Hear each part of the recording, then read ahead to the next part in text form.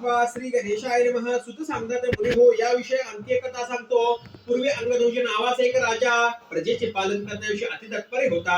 त्याने प्रसादाचा त्याग केल्यामुळे त्याला अति दुःख प्राप्त झाले. ते असे की तो राजा एकदा अरण्यातून वाघ सी इत्यादी प्राण्यांना मारून वडाच्या झाडाजवळ आला व त्या ठिकाणी गौरी लोक आपल्या बांधवासह सत्यनारायणाचे पूजन करत आहेत असे राजाला दिसले.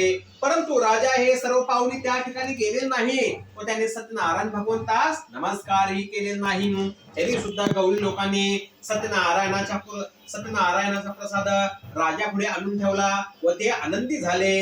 राजा मात्र प्रसादाच्या त्यागामुळे अति दुःखी झाला. त्यामुळे ते राजाचे मुलगे धनधान्यादी सर्व संपत्ती नाश पावली. हे सर्व सत्यनारायणाच्या अवकृपेमुळे झाले असेल असे राजाला वाटले व ज्या ठिकाणी गोपाने सत्यनारायणाचे पूजन केले होते त्या ठिकाणी जाण्याचा राजाने निश्चय केला. नंतर राजा गौरी लोकांच्या जवळ गेला व त्यांच्यासह भक्ती श्रद्धेयुक्त होऊन सत्यनारायणाचे पूजन केले. त्यामुळे अंगदोष राजा धनपुत्र इत्यादी ऐश्वर्य संपन्न झाला व या लोकात सुख भोगून शेवटी